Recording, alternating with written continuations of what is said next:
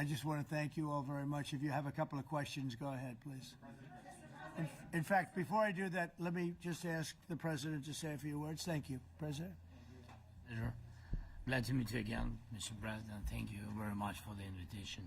Again, my congratulations with your successful ceasefire in the Middle East. Thank you. Yeah, and you did it. And I think this is a momentum to finish Russia's war against Ukraine. I think that, yes, we understand that Putin is not ready. I think not ready, but I think that I'm confident that with your help, we can stop this war. And we really need it. We see that they don't have successful steps on the battlefield, and it's good. I think that their army is weak now, but a lot of losses. They have a lot of losses and in economy and people, and I think this is a very important moment. And I wanted to thank you, Mr. President, after our phone calls. Yesterday I had a good opportunity to meet with the big American energy companies, and they're ready to help us. Yes, after all these attacks on our infrastructure, Russian attacks, and etc. And I had also meetings, thanks to your team. We had meetings with a good military companies. We spoke about air defense, and I want to share it after with details where we are. Thank you. Thank you so much. Thank you very much. Mr. Very President. good. And I think it looks beautiful in his jacket. Yeah? Is it beautiful? I hope people notice. It's a good. It's actually very stylish. I like it. President Trump. Yeah, please go ahead. Under the Biden administration, the White House was fearing of a possible escalation. They were not allowing the Ukrainians to strike into Russia, fearing of this escalation. Yeah. Would your administration allow Ukrainians to strike deep into Russia? We're going to be stop talking about that. That's something we'll be talking about. You're right. It's an escalation, but we'll be talking about that. Mr. President. Will President Zelenskyy join you in Hungary to meet President Putin? Because it's a leader that we like. We like Viktor Orban. He likes him. I like him. It's a country that's a safe country. Done a very good job.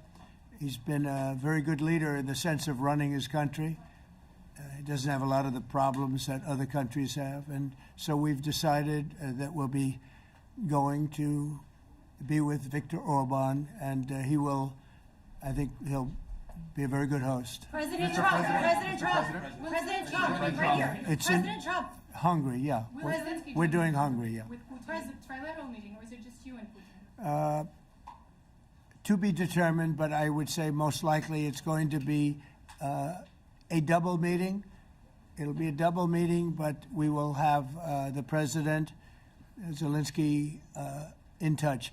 There's a lot of bad blood with the two presidents, and I'm not speaking out of turn when I say it. It's a very difficult situation. You know, we just settled the war, and after thousands of years, I guess. People say anywhere from 500 to 3,000 years, and I was in rooms, as you saw, because you were with me, a lot of you were with me last week, with leaders that didn't like each other, but they were able to get along. These two leaders do not like each other, and we want to make it comfortable for everybody. So one way or the other, we'll be involved in threes, but it may be separated. President Trump. Mr. President. President Trump. Was he what? Where are you from? From Ukraine. He actually had a Okay, good. conversation with me Good, in yeah. Ukraine. What if President Putin doesn't agree to peace in Hungary? What do you do then? Do you have... Well, let's see what happens. I mean, you know, what if? I think he will. I think that President Putin wants to end the war, or I wouldn't be talking this way. I think he wants to end the war. I spoke to him yesterday for 2.5 hours. We went through a lot of details. He wants to get it ended. I think that President Zelenskyy wants to get it ended. Now we have to get it done. President Trump. Kara Castronova from Lindell TV. And although I love asking you questions, today my question is for President Zelenskyy Sure. of Ukraine. Go ahead, please. Thank you. Our President Zelenskyy, President Trump, just brokered a peace deal in the Middle East that all Americans, both sides of the aisle, are very proud of. But to meet that deal, both sides had to make concessions. Our president has stuck out his neck in many ways to make a peace deal for your war as well. What specific concessions are you willing to make to end this war with Russia? Will you give up joining NATO? Americans have foreign war fatigue, and our president, as he said, we need our Tomahawks too. To me. Yes, you, Okay. President Zelensky. Thank you What very much. concessions will you That's some question, right? So many Thank questions you. in one. Thank you very much for your question. First of all, I think we need to sit and speak. The second point, we need ceasefire. Even now, you see in the Middle East, it's very difficult to hold ceasefire. Everywhere, in every war, it's very difficult. We want peace. Putin doesn't want. That's why we need pressure on him. We will speak with President today what we need. We understand what we need to push Putin to negotiation table. And as I said previously, so we are ready to speak in any kind of format, bilateral, trilateral, doesn't matter. Matter just peace. This is important. And we don't speak about NATO or NATO. For Ukrainians, it's very important.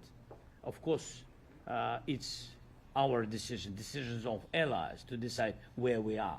But are you willing to give Yes, up but joining the NATO? most important thing for people in Ukraine, which are under each day's attacks, to have really strong security guarantees. NATO is the best, but weapon is very important. Allies on our side is very important, and between us, for us, bilateral security guarantees between me and President Trump is very important. I don't know, we didn't speak with details about it, but this is the most important document because United States is very strong. Sir, President Trump, Peter? President Trump, you are the middleman right now, hoping to end this conflict. Who is doing a better job negotiating, President Zelenskyy or President Putin? I think they're both doing a great job in that sense.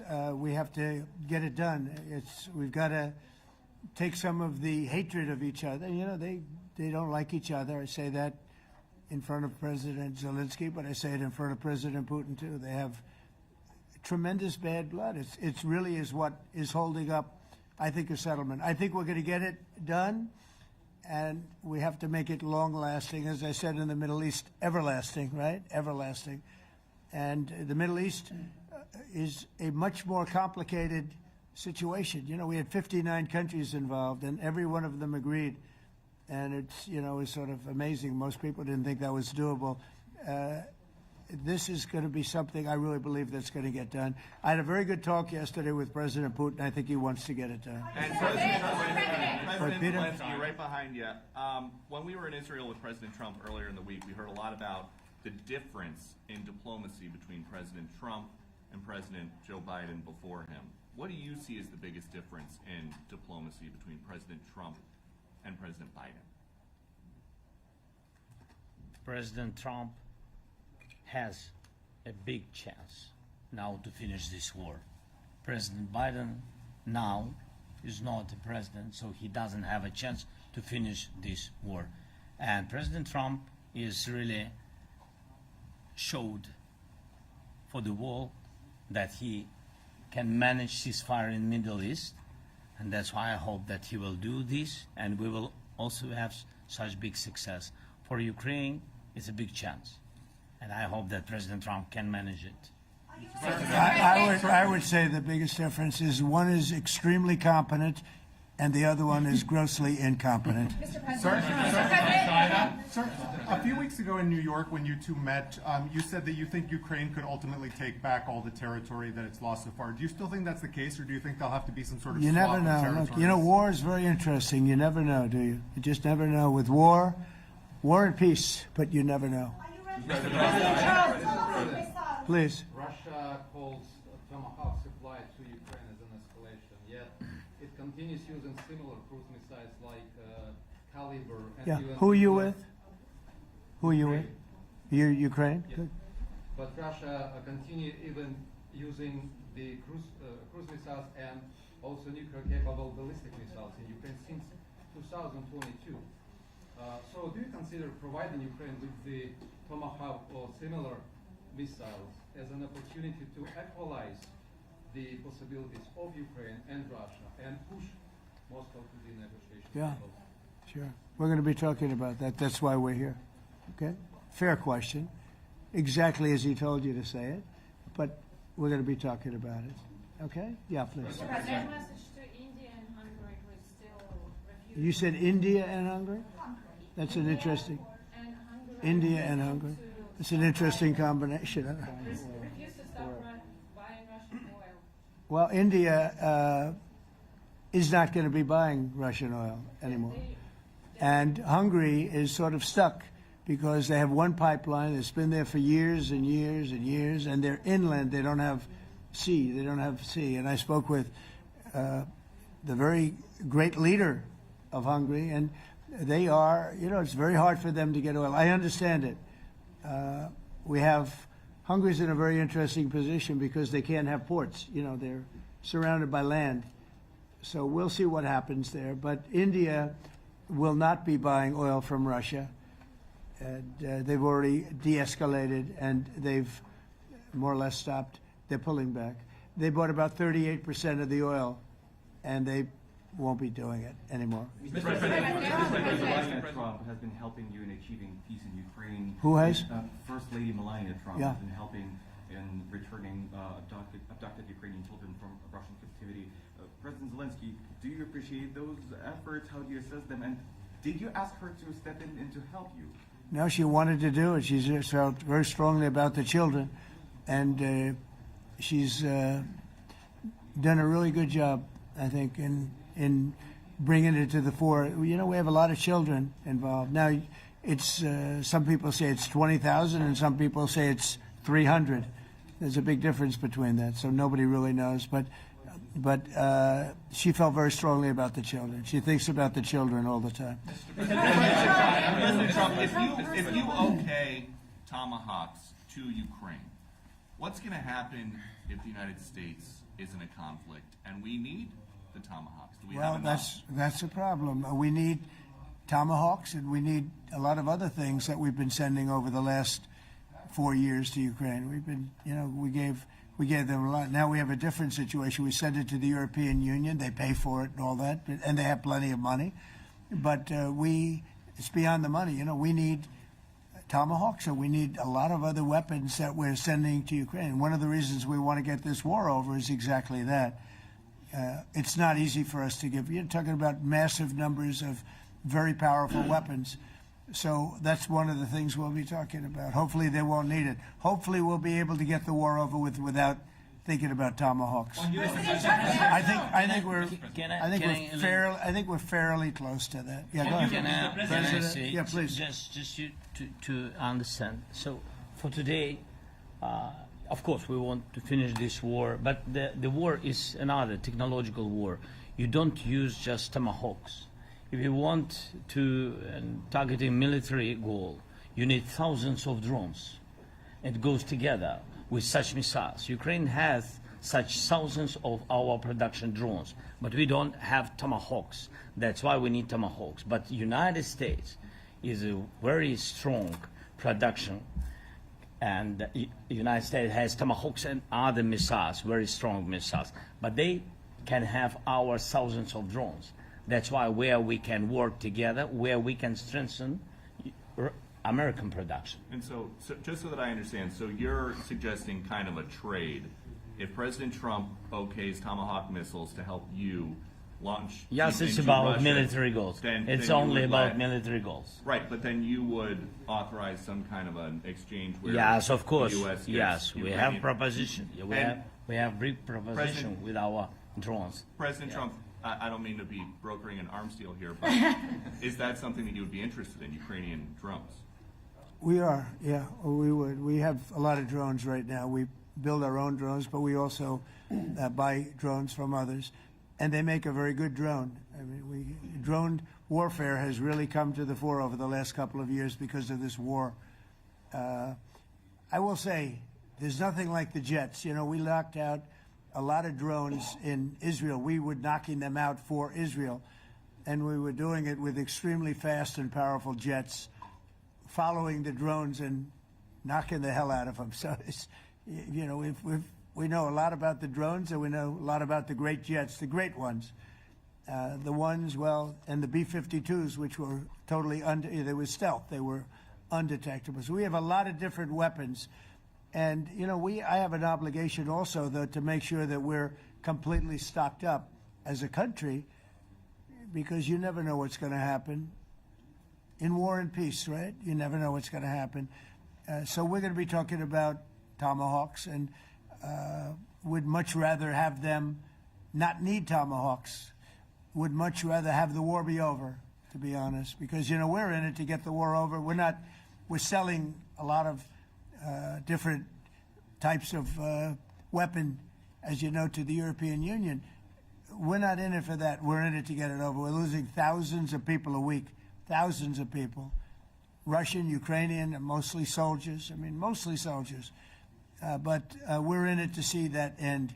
And if we can end quickly, and I think we can. I mean, I had a very good talk yesterday. We're going to be talking about it. But I had a very productive talk yesterday with President Putin. We'll see what happens. But the war in the Middle East was far more complicated. We got that one done. And I think we have a good chance. I think President Zelenskyy wants it done, and I think President Putin wants it done. Now all they have to do is get along a little bit. President Can you give us an update on the trade negotiations with China, or perhaps Secretary Bessent? Yeah, I will, and I'm going to let Scott do that. But I think we're doing very well. I think we're getting along with China. China would like to have something. As of this moment, we'll be meeting in a couple of weeks. We'll be meeting in South Korea. You think myself. will go forward? I think so. It looks like it's going forward. I think so. They want to meet. We like to meet. I have a very good relationship with President Xi, and we're going to see what happens. But, you know, for years we were taken advantage of by China very badly. We were losing hundreds of billions of dollars a year to China. We really built their military, if you think about it. The kind of money that presidents allowed to be lost to China was just insane. And then when I came into office, as you know, I put very severe tariffs. So we took in hundreds of billions of dollars in my first term from China. Biden let that go because it was so much. He let it continue, but he gave all sorts of exceptions. And by the time you looked at it, Scott, I would say it wasn't the same thing. He would give an exception for anything. If you got up and went out to dinner, he'd give you an exception. So it wasn't the same thing. But I put on very serious tariffs, and we took in hundreds of billions of dollars. And then I left office. The election was rigged. I left office, and that was the story. Now I come back, and we are in a very strong position because of tariffs. We're in a very powerful position because of the fact that we have tariffs. If we didn't have tariffs, we would be in a very weak position. We would be in a weakened state. But with tariffs, we've made hundreds of billions of dollars, not only from China, but from others. And China wants to talk, and we like talking to China. So we have a very good relationship, and we're going to be meeting in South Korea a couple of weeks. And I just got back from a long trip. I'm going on another long trip. And Scott, do you want to say a few words on that, please? Yes, sir. So the entire relationship stems from the great respect that the two leaders have for each other. China did a substantial, unprovoked escalation last week. We were unable to get in touch with them. Since then, it's been IMF World Bank Week. They have had working level people here who there have been meetings. The Vice Premier, who is my counterpart, and I will be speaking this evening at around 8:30, 9 o'clock. And then he and I and a delegation will meet in Malaysia probably a week from tomorrow to prepare for the two presidents to meet. So I think that things have de-escalated. We hope that China will show the respect that we have shown them. And I am confident that President Trump, because of his relationship with President Xi, will be able to get things back on a good course. Is the hope for that meeting with you and President Xi some kind of trade deal then, or would Could it be. more Look, I think small we're in a very and strong bridge? position. I think we're in a very strong position. We're getting, as you know, as of November 1st, I could move it up if I wanted, a 100% tariff over and above what we get now. So that would make it about 157%. And China doesn't want that, and they want to talk, and we're talking. And I think we'll make a deal that will be good for both. I think we will do something. But you have to understand, we never got anything from China. It was a one-way street. For many years, for decades, it was a one-way street. And they became rich because of the United States. And frankly, presidents that, let's be nice, they didn't know. They just didn't know. They didn't understand what was happening to them. But I understood it. I understood it long before I ran for politics. I used to watch in amazement at how stupid our country was, how stupid they were. And we're not stupid anymore. And that includes with the European Union, that includes with Japan and South Korea. All we want to do is be treated fairly. But the fairly is hundreds of billions and even trillions of dollars coming into the United States. And it's our national security is secure because of tariffs. If we didn't have tariffs, we would have no national security.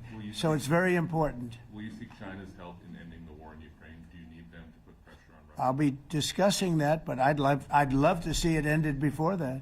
President I mean, I think we have a chance of ending the war quickly if flexibility is shown on behalf. And again, we're not losing people. The United States is not. We're not losing people. We're not spending money. We're getting paid for the, ammunition and missiles and everything else that we're sending to the European Union, but to NATO. But it's very similar. If you look at the countries, I mean, it's very similar. And we just made a very fair trade deal with the European Union. And what we wanted, and we made a very good deal with NATO too. They pay for all of this. That's not what we're in this for. We're in it to save thousands of lives every week. Thousands and thousands of lives. That's why we're in it. And I think we have a very good chance of bringing this war to a conclusion. President, and your cabinet has done honestly an excellent job. I think that a lot of people could agree to that. Thank you. I'm speaking as someone who lost my father in a war, so I know the human cost. What would your advice be to American leaders, to world leaders, to neocons, to TV hosts who often speak about conflict in abstract or strategic terms rather than the human cost and the human terms? Look, my only statement is we have to get together. It's a very small group of people. It's the president, and the president. Okay, 3 presidents. And I'm the mediator president. And I'm mediating not an easy situation. It should be easy, but it's a lot easier when people understand each other, when they get together, and when they like each other. We don't necessarily have that situation as far as like is concerned. Maybe it can turn around. Maybe it can. But in the meantime, we'll have them keep a little bit of distance, and we're going to see if we can get it done. This is number 9, okay? This will be number 9 for me. I've solved 8, including the Middle East. I've solved 8.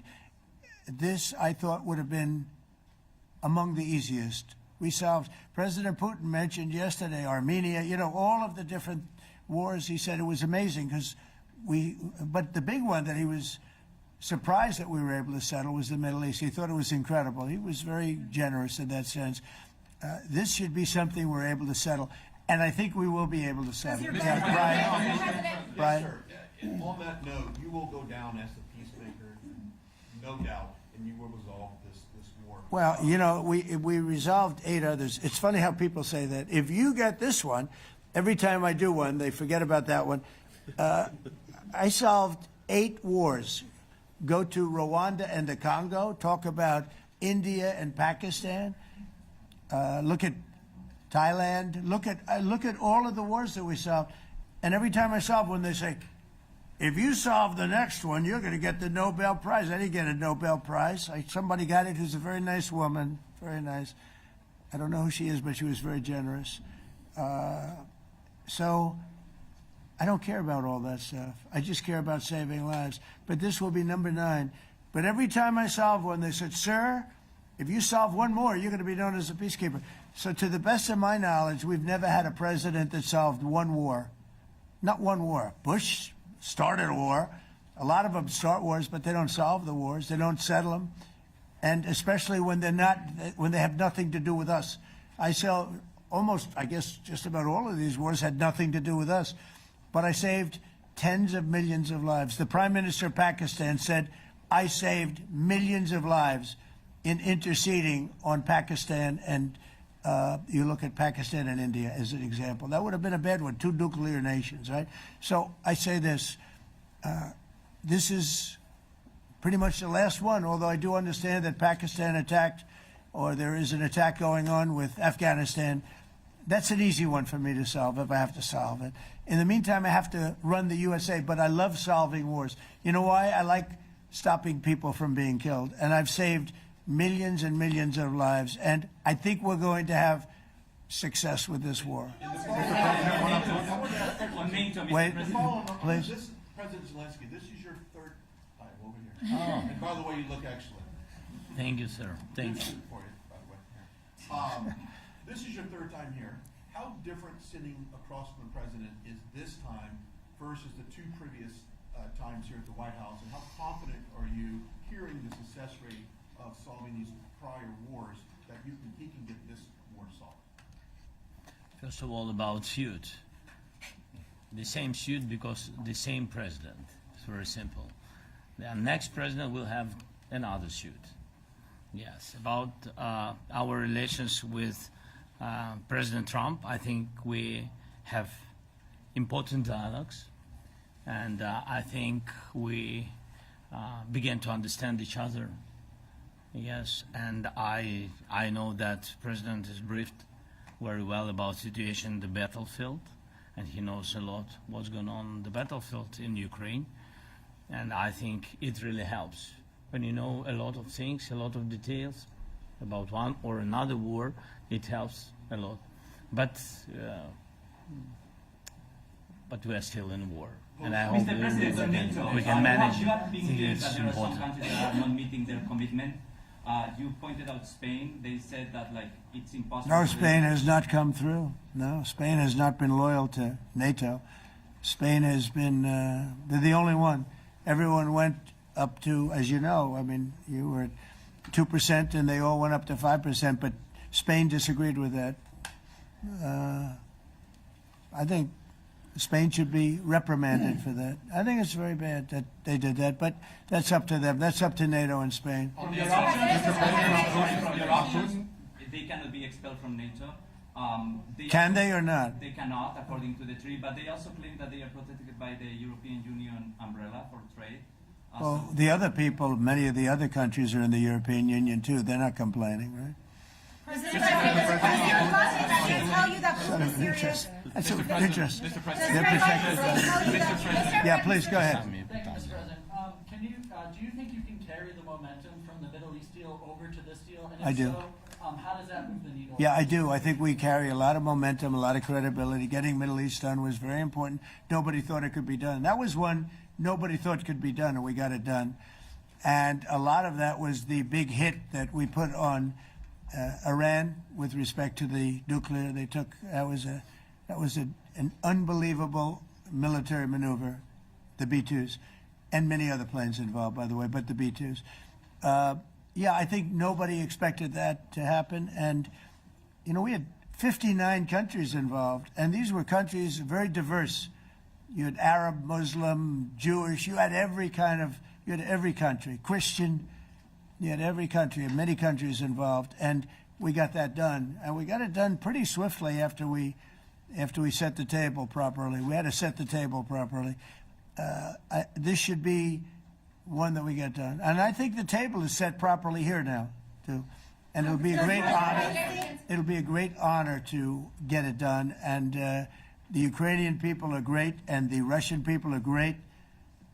And obviously they have much in common, as we understand. They have a lot in common. So it'll be a great honor to get it done. Yeah. On Venezuela, there are survivors from your latest boat strike. What happens to those survivors? Well, I'll ask Marco to discuss that possibly. Yeah, it's well known there's an ongoing narco-terrorist operation the United States has been conducting. As far as details of any recent strikes, we're not prepared here to announce all those details, but you'll get that information here very shortly. And how are there survivors when these are meant to be lethal attacks? Yeah, again, I mean, we're undertaking these operations against narco-terrorists. That's what these are. These are terrorists. Let's be clear. And But as far as the details of any recent operations, when we are prepared to announce those, we will, as the president has consistently done. So you may get something on that later today. Let me ask you, that was in a submarine, right?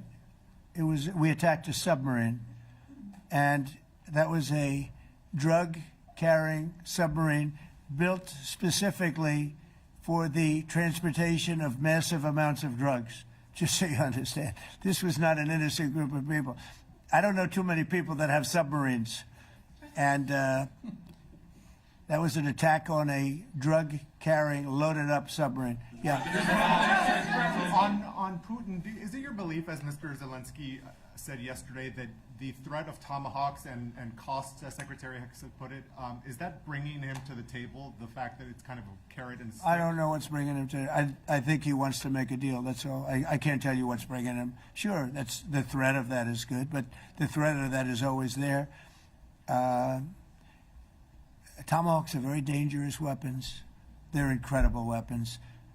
If you like warfare, it's one of the most accurate. You know, we hit 30 Tomahawks in Iran after the B-2s did their damage. We sort of gave it a little capper with 30 Tomahawks from a submarine, quite far away actually, but they're an amazing weapon. They're a very powerful weapon, but they're a very dangerous weapon, and it could mean big, escalation. It could mean a lot of bad things can happen. Tomahawks are a big deal. But one thing I have to say, we want Tomahawks also. We don't want to be giving away things that we need to protect our country. We have a very strong country right now. We have a strong military. We have the greatest military in the world. We have the greatest weapons in the world. I want to get this war over. Okay? Putin-Trump tunnel to connect Russia and Alaska. Are you interested? I just heard about it. A tunnel from Russia to Alaska. I just heard about that one. That's an interesting one. We'll have to think about that.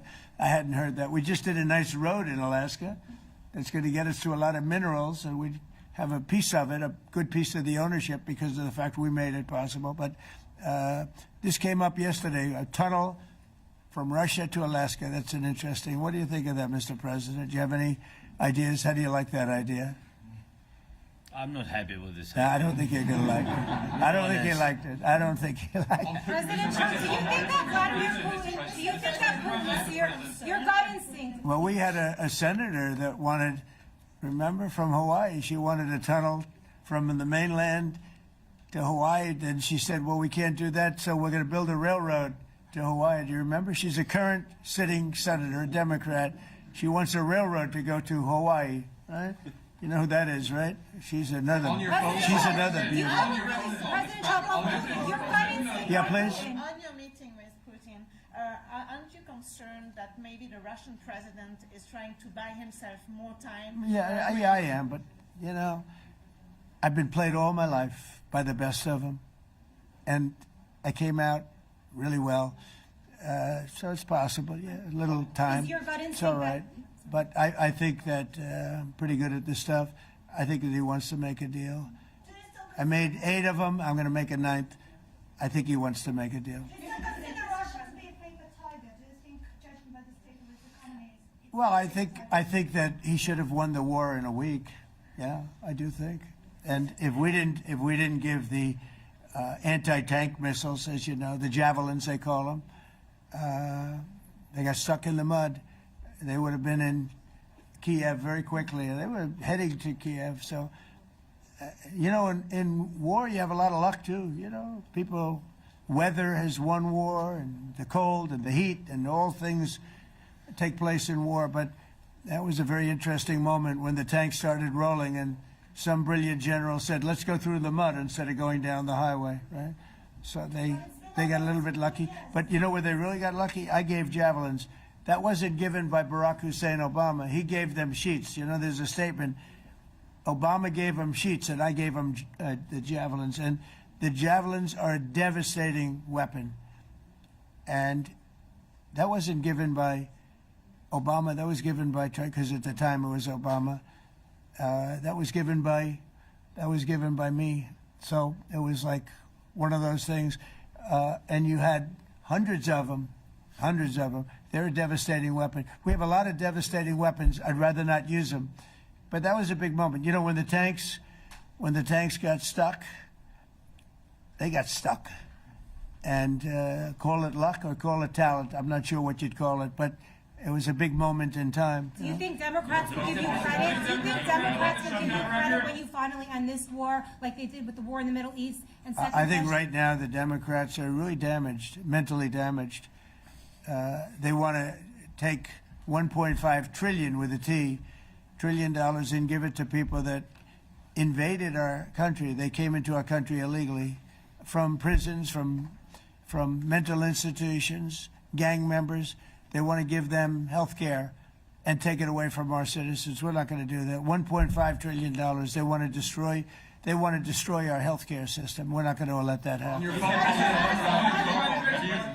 authorize present CIA operations in Venezuela as part of? Well, I wouldn't say that, but some interesting things are happening around the world. I'll say that. Mr. President, it has been reported that Maduro offered everything in his country, all the natural resources. He even recorded a message to you in English recently, offering mediation.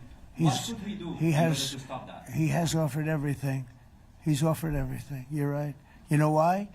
Because he doesn't want the United States. Thank you, everybody. Thank you, everybody. Thank you, guys. Thanks, guys. Let's go. Start moving. Thank you, guys. Let's go. Thank you, guys. Thanks, guys. Thank you, press. Thank you, press. Thanks, President Trump. Thank you, Karen. Good job.